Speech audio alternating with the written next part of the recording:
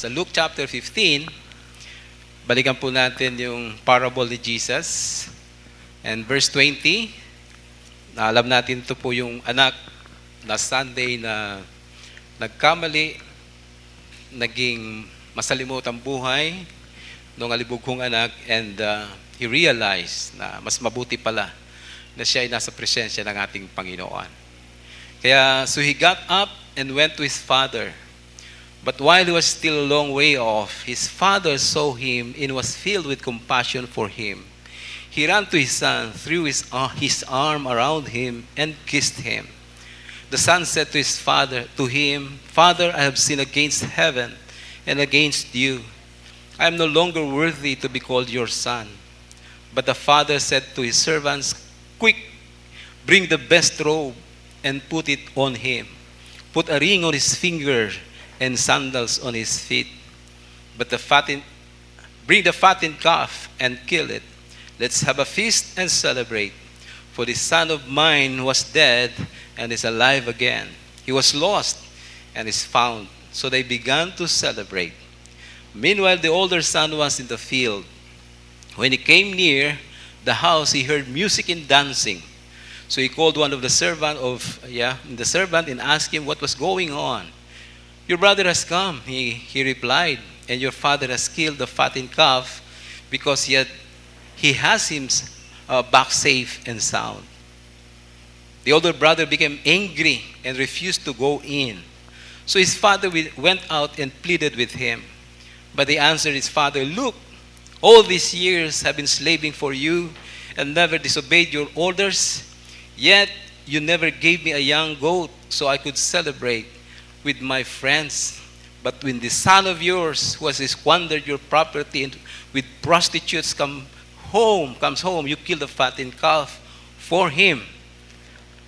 My son, the father said, You are always with me, and everything I have is yours. But we had to celebrate and be glad because this brother of yours was dead and is alive again. He was lost and is found. So sa oras na ito ay pagpatuloy po natin the parable of the lost son. And last time, napag-aralan natin na nakita natin, naka-identify tayo sa prodigal son, that our life is messed up when God is left out. Nakita natin sa buhay ng prodigal son. And kaya naalala ko po, sabi ng mga atheists, kay Ravi Zacharias, yung mga atheist di po naniniwalang may Diyos. Sabi niya ng mga atheist, kung mayroong tunay na Diyos at ang Diyos na ito ay mapagmahal, nagpapahalaga, why is it that there is so much evil? Why is it that there is so much injustice, violence, corruption, sabi ng mga atheist. And then simple lang sagot ni Ravi Zacharias, because you remove God. Yeah? Citing po, like for example sa US, dati daw sa mga schools, may mga prayers bago magklase. Pero pinagbawal. So, kaya yun ang sagot po doon na isang apologist na si Ravi Zacharias. And I remember, I agree, even what the Apostle Paul, hapyawan lang po natin ito, the kind of life na pagka ang Diyos ay nasi-set aside. Ito rin po sinabi ni Paul, the wrath of God in Romans chapter 1 verse 18. Sabi ni Paul yan, the wrath of God is being revealed from heaven against all the godlessness and wickedness of men who suppress the truth by their wickedness. Now, napakahalaga po na intindihin natin yung word na wrath of God. Anong ibig sabihin doon? Ang picture ba ng wrath of God, nagngingit-ngit sa galit? Para bang sa Mount Sinai mayroong kulog at kidlat? May puot at galit? Nag-flare up? No. Hindi po ang ibig sabihin po ng wrath of God. And tatlo pong theologian, scholars, John Stott, John MacArthur, at tininterpret din po ni John Swiler, ang ibig sabihin ng wrath of God ay ito. It operates, ito yung Romans chapter 1 verse 18 to 32, Makikita niyo po the kind of life kung left out ang God. And sabi diyan, it operates not by God's intervention, but precisely by His not intervening. So yung buhay na ito na sinasabi ni Paul, ito yung buhay na walang divine intervention. Walang involvement ang God sa kanilang buhay. No? Kaya nakikita niyo po doon, idolatry, what else? Perversion, and yung mga sakit ng lipunan, they have become filled with every kind of wickedness, evil, greed, depravity. They are full of envy, murderous strife, deceit, and malice. They are gossip, slanderers, God-haters, insolent, arrogant, and boastful. They invent ways of doing evil. They disobey their parents. They are senseless, fatherless, heartless, ruthless. So, yun po ang sinasabi ni Paul yan. Kaya sabi dito, not by God's intervention, but precisely by His not intervening. By letting, take note of this, ito pong ibig sabihin ng wrath of God sa Romans 1:18. By letting man and woman go their own way, yun po ang ibig sabihin. Hinayaan na sila ng Diyos. Kaya sabi po dito, therefore sa verse 23, God gave them over to the sinful desires of their heart. So, di po ba, ba't parang gano'n ng Diyos? Para bagang binigay na siya, para bagang itinulak na niya. O sige na nga, gawin nyo na yung mga gusto nyo, parang something like that, no? And going sa verse 26, God gave them over to shameful lust. Yan. Kaya ito po sa, by letting men and women go their own way, God abandons stubborn sinners. Yung the wrath of God, ibig sabihin, God abandons stubborn sinners to their willful self-centeredness. Di ba? Yung tao kasi gusto lang niyang yung mga gusto niya, yung mga nagpapasarap sa kanya. No? Yan ang ganyang gustong gawin. No? It's very self-centered yung life. And understood as a judicial act of God. Yung wrath of God daw po yun. It is what? A judicial act of God. This is the revelation of God's wrath from heaven. So in one word, ang ibig sabihin ng God's wrath dito, God abandons. Hinayaan sila ng Diyos dahil sa gusto nila. God gave them over to the sinful desires of their heart. This is the kind of life na most probably, sa other way, nandoon din tayo. Wala ang Panginoon. Kaya si Pastor Philip Flores, one of the fears niya, one time tinanong siya ng wife niya, ano bang mga fears mo sa buhay? Sabi niya, my early days, none. But habang tumatagal siya sa Lord, he admitted na sabi niya, isa ang aking kinakatakutan sa buhay. Ano yun? Yung mawala yung sense of God's presence in my life ay wala. And kaya sabi ni Moses, di ba, if your presence does not go with us in Exodus 33 verse 15, if your presence does not go with us, do not send us up from here. Hindi ho kawalan ng pera ang nakakatakot. Hindi ho ang sakit ang nakakatakot. Ang nakakatakot, ang point niya, ang mawala ang Diyos sa iyong buhay. Kaya mga kapatid, praise the Lord. Ngayong umaga, look at the sun. The best decision ever na ginawa ng bunsong halibug kung anak na ito is to go back to his father. Diba? Eh sabi dito, aaminin ko, confess ako, i-assume ko that I am responsible sa aking mga mess up sa buhay. Kaya sabi niya, pagdating niya doon, the son said to him, Father, I have sinned against heaven and against you. I am no longer worthy to be called your son. But look at the father, the response. But the father said to his servant, quick, bring the best robe and put it on him. Put a ring on his finger and sandals on his feet. Bring the fattened calf and kill it. Let's have feast and celebrate, for this son of mine, he was dead and is alive again. He was lost and is found. So they began to celebrate. The title of this message, Welcome Home, Son. The last time, the message is very clear. Our life is messed up when God is left out. But this time, ito po the best decision na dapat gawin ng isang taong nagkamali, nagkasala. Bumalik na sa Diyos. Just like the prodigal son. Now, of course, sa pagbabalik natin, alam niyo pagka literally, di ba? Maybe may nabalita yung kwento, maybe members mismo, immediate family natin, or maybe na-experience natin. Pag tayo may kasalanan na atraso magulang natin, una nararamdaman natin, hirap tayo makabalik kasi nahihiya siguro tayo. Di ba? Meron tayong fears. Kaya struggle tayo. Kaya kung minsan stow away muna kung saan-saan dyan. But in this passage, as we look at God, no, we do not have to fear to come back home to God. Why? Because look at verse 20. But while he was still a long way off, his father saw him. So ano nakikita natin? What's the principle? What's the point? No? Our Father is watching and waiting. Our Heavenly Father is watching and waiting. Kanino? Hinintay niya. Sa lahat ng mga taong napalayo sa Kanya. Sa lahat ng taong nagkamali, nagkasala. Look at God. Sabi dito, no? Sinong una nakakita sa dalawa? Una nakita nung ama. Meaning to say, yung tatay ay parating tinatanaw-tanaw siguro kung may gate, siguro kung may malayo yung lugar na kung saan sa isang kanto makikita pag dumadaan papunta sa kanila, hoping na isang araw ay bubulaga yung kanyang anak. He's watching and waiting. Di ba? Hindi, makikita natin ng Diyos dito, hindi na sinasabi na, pagsarahan mo na yan, pabayaan mo na yan, ano? Still, naghihintay ang ating Diyos, Ama, sa mga taong naliko o naligaw ng landas sa buhay.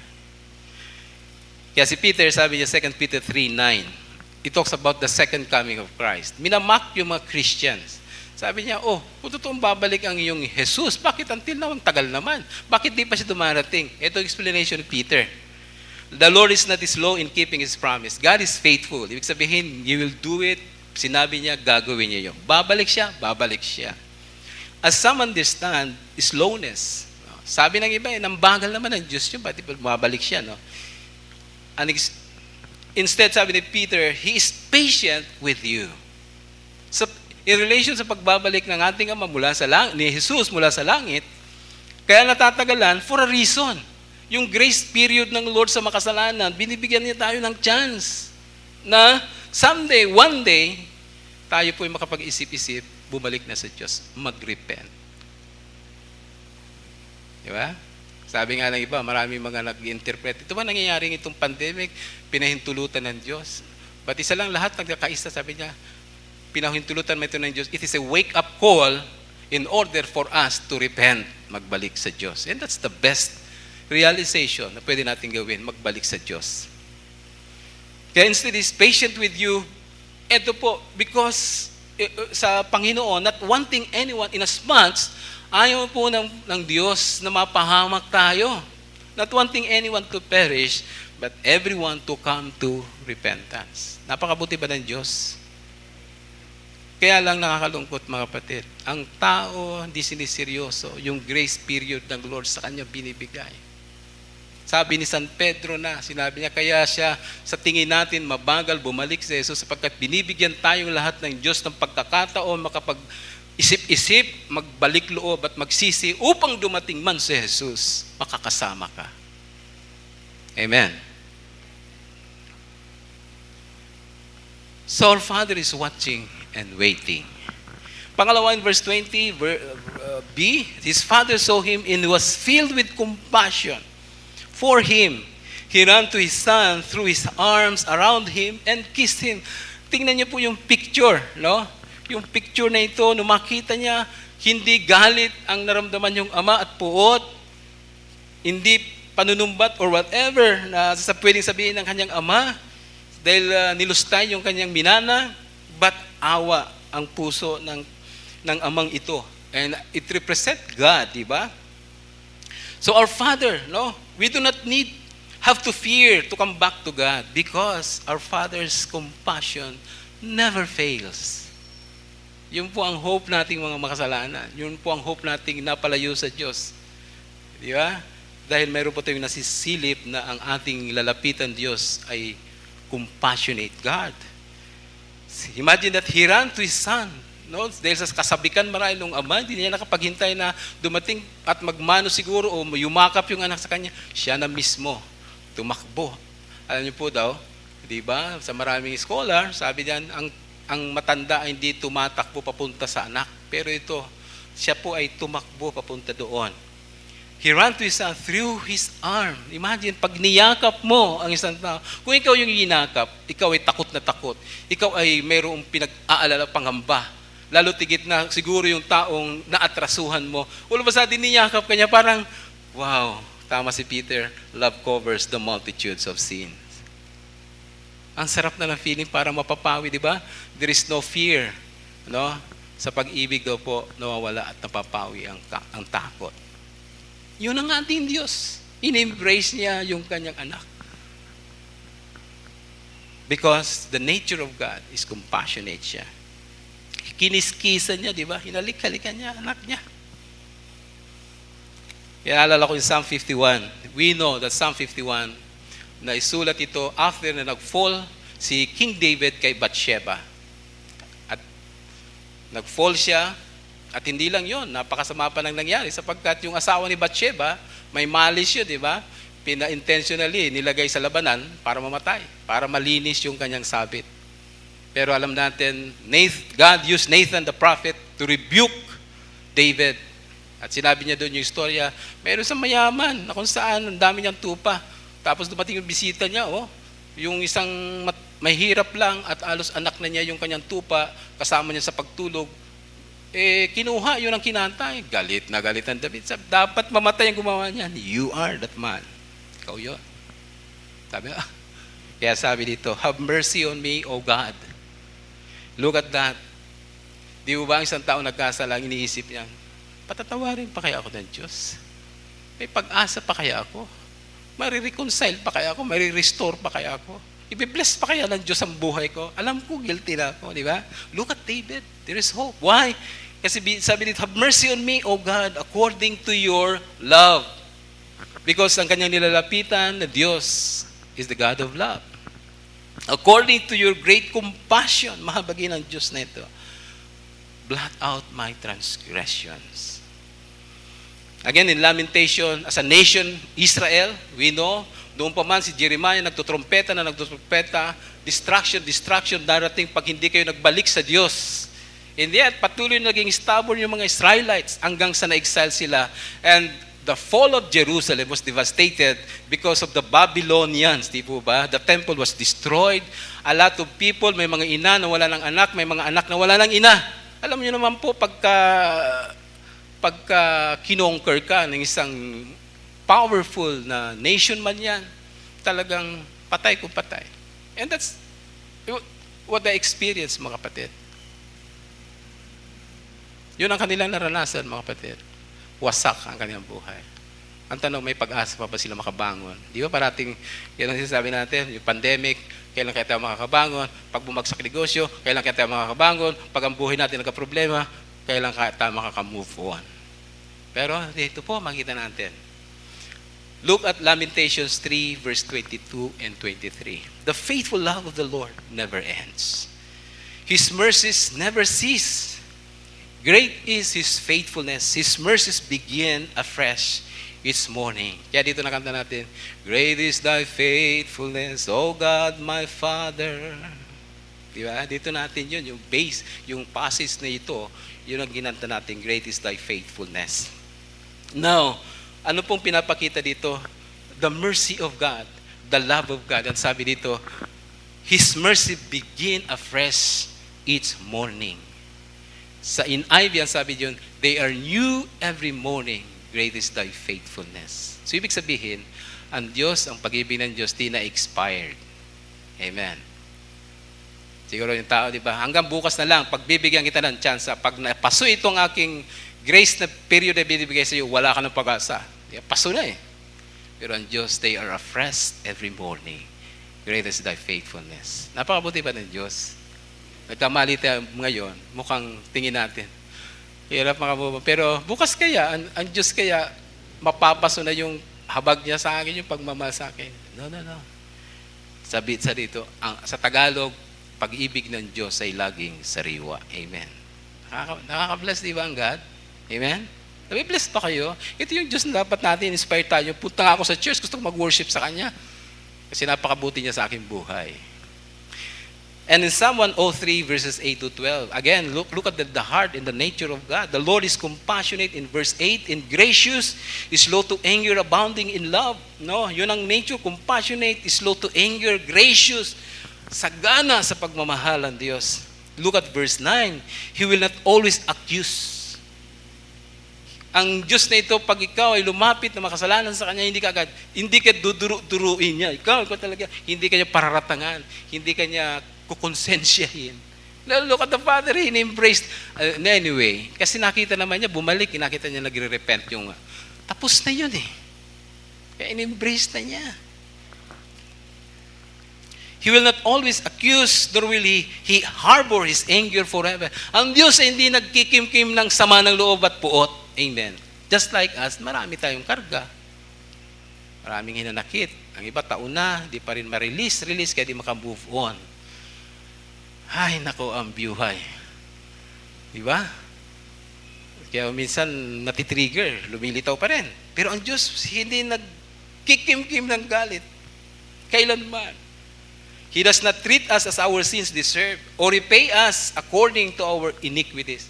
Sa tao, dapat lang pagbayanan mo yan. Dapat lang. Di ba?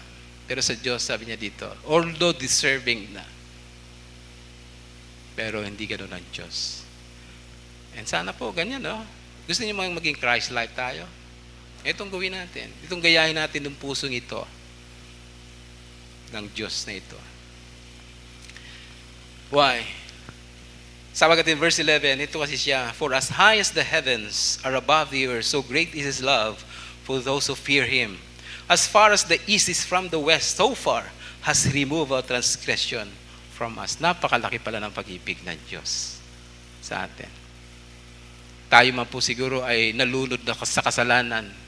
Lunod, pag sinabing lunod, talagang lampas pa sa ulo natin. Ganon po tayo, katalamak na sa kasalanan. But ang sabi description dito, napakalaki ng pag-ibig ng Diyos bawat sa atin. Amen? Magsisi ka lang, tatanggapin ka ng Diyos. Amen po ba? Yun lang naman ang kailangan natin. So, our Father's compassion never fails. Are you blessed with that? Pangatlo po, but the Father said to His servants, alam nyo, di pa natatapos actually. Di na niya, kasi sabi nun ng anak, bago bumalik, sasabihin niya sa ama, I have sinned against heaven and against you. Di ba? Sabi na niyo, pero di pa natatapos, nakita niya, may manifestation na talagang genuine and sincere yung kanyang repentance. At sabi dito, but the Father said to His servant, quick, dali, bring the best robe, yung pinakamagandang damit dyan. Put it on him, damitan niyo siya, tanggalin yung mga mukhang pulubi sa kanya. Put a ring on his fingers and sandals on his feet. Bring the fattened calf and kill it. Let's have a feast and celebrate. For the Son of Man was dead and is alive again. He was lost and is found. So they began to celebrate. We do not have to fear sinners to come back to God. Why? Because heaven is rejoicing. There will be celebration. Diba yung picture dito, pag bumalik yung isang tao nagkamali, tinanggap ulit. At ang sabi ng servant, dali. Alam yung robe, ibig sabihin, it signifies yung acceptance. Again, tinatanggap siya as members of the family. Di ba sabi niya, di na ako worthy. Sabi ng anak, gawin nyo na lang ako alipin, basta may makain lang ako, okay na ako. Pero sabi niya, no, kaya yung repentance, ano po, true or genuine repentance leads to restoration. Yung mga wala na, again, na-restore sa kanya, yung ring, ano pong ibig sabihin yan? Sonship. Ibig sabihin, binalik sa kanya yung pagturing sa kanya, no, hindi ikaw servant, anak kita. You are members of this family. And sabi niya, lagyan niyo sila ng sandalyas. Ang mga alipin po ay walang sandals. Yun ang tanda, pag alipin ka. Pero pag nakasandals ka, ibig sabihin, ikaw yung may-ari. Nilagyan siya ng sandalyas, dinabitan siya, nilagyan siya ng sing-sing. Kaya po mga kapatid, imagine that, ang mga tao pong nagkamali, maraming losses yan sa buhay. But you know what? Kung magbabalik lang ang tao sa Diyos, God will restore us. He will restore everything. Mga sirang bagay sa buhay natin, kayang kung ipapapatch up natin sa Diyos, kaya pong ayusin ng Panginoon yan. Di ba? Kaya sabi dito, hindi lang yon, dalhin nyo dito yung patabaing guya. Alam niyo itong calf na ito, kinakatay lang ito, no? Pagka may special occasion. And all of a sudden ito, dali, yung magkatay tayo and let's have a feast and celebrate. Yun po mga kapatid. Nakita natin. Kaya po, ang sabi sa verse 10, sa Luke chapter 15, verse 10, ano po ang nakita natin dyan? In verse 7, I tell you that in the same way, there will be more rejoicing in heaven over one sinner who repents than over 99 righteous persons who do not need to repent. Diba? Isang kaluluwa lang ang magbalik na. So, nagkakaroon na po, masaya na sa langit. And ano alam niyo po mga kapatid, take note of this.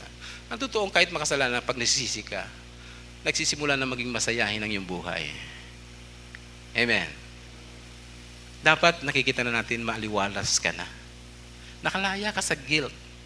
Nakalaya ka na sa kahihiyan. Tinubos ka na ni Kristo. Inako na ni Jesus yun sa cross. How about my past? Wala na yun. Ang mahalaga yun sa Diyos, yung ngayon at bukas. Kaya po mga kapatid, blessing po na maging masaya ka na sa buhay. Yun po ang picture ng isang taong makasalanan pero napawalang sala ng Diyos. Masaya ang buhay. Ang sabi po sa verse, in the same way I tell you, there is rejoicing in the presence of the angels of God over one sinners who repents.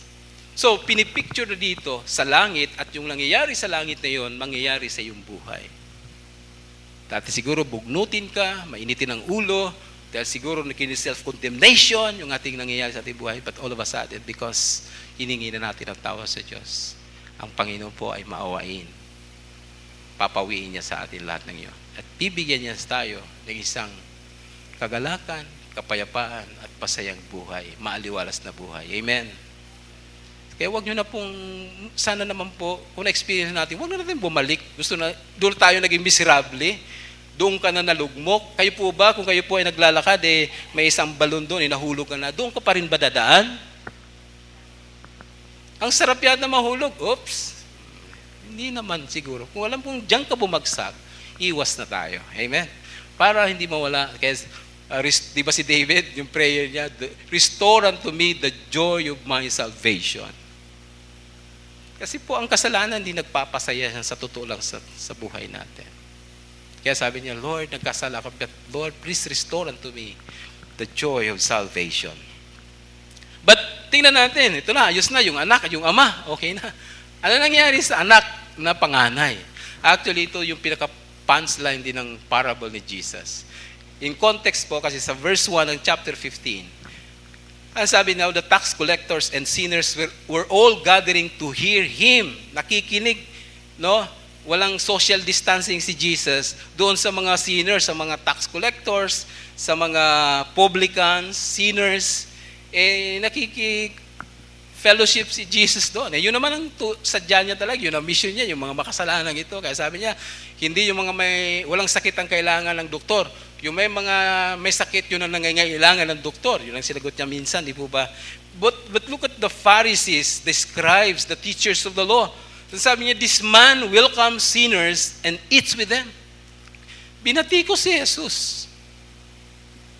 Ito kasi yung mga holier than thou attitude nila. Imagine that. Tingnan natin, sundan natin na po. Sa parable ng chapter 15, 3 parable yon, di ba? Yung lost sheep na nasumpungan, ay nagsasaya na yung shepherd. Yung babaeng nawala yung coin, hinalughog niya, nakita niya, sabi niya, rejoice with me, nasumpungan ko na. Yung father na lost yung kanyang anak, bumalik, nagsasaya na siya, pero mayroong isang galit. Sino yun? The older brother. Ano po sabi dito? Meanwhile, the older son was in the field. When he came near the house, he heard music and dancing, may celebration.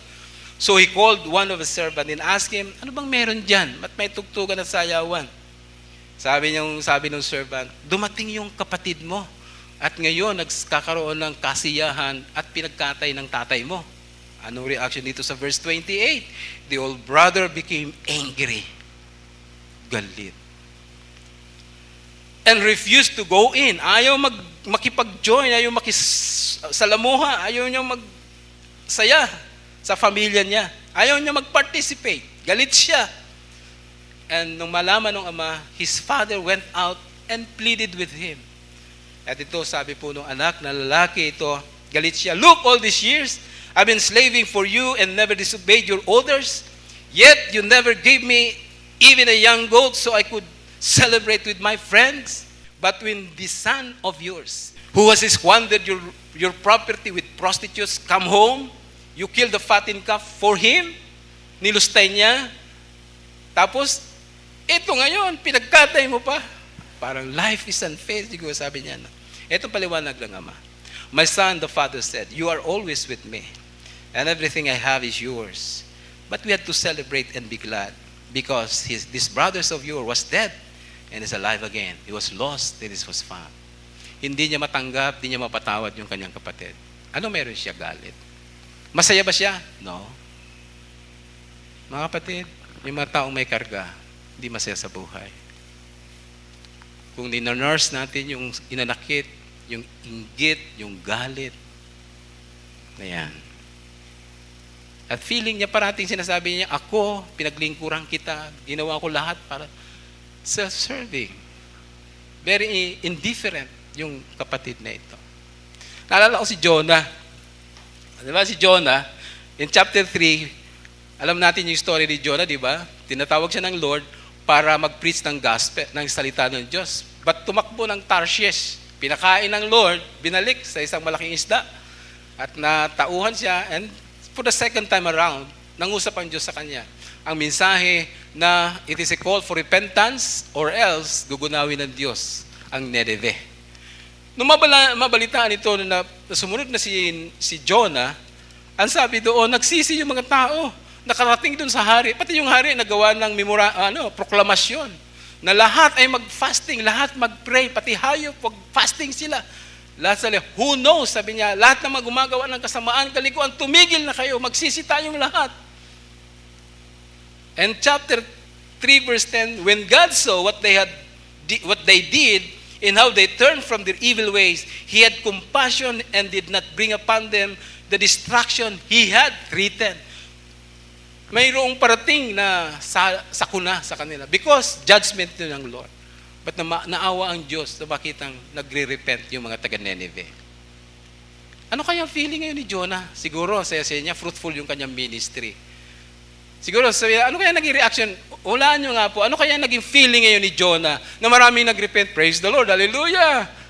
Maraming nawi na kaluluwa, maraming nagbalik loob sa Diyos. Praise the Lord sa pribilehyo ako'y ginamit ng Diyos. Yung kaya ang feeling ni Jonah. Look at chapter 4, verse 1.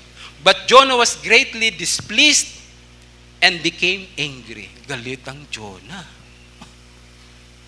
He prayed to the Lord, "O Lord," itong nakita natin, ano po?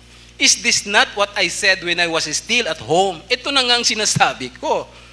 "That is why I was so quick to flee to Tarshish." Kaya ako tumakbo, ayaw ko sumunod sa iyo. "I knew that you are gracious and compassionate God, is slow to anger, and abounding in love, and God who relents from sending calamity." Alam ko na naman, pag nagsisi yan, patatawanin mo na naman yan. Ayaw ni Jonah, gusto ni Jonah, buti nga sa inyo. Mapahamak na kayo. Mga masasama. Ang Diyos, di ka na ng puso niya. Amen. Mga kapatid, masaya ba kayo? Tayo? Kung may kaluluwa na nagbabalik loob sa Diyos, kung may nagkamali. But take note, kung sincere naman na siya humingi ng tawad sa Diyos, let us embrace them, let us welcome them. Amen. Let us not be like the Pharisees, the scribes of the law. Amen. Ang masarap ang buhay Kristiyano, yung bang there is always joy in our heart. Masaya ka. Masaya tayo. Amen.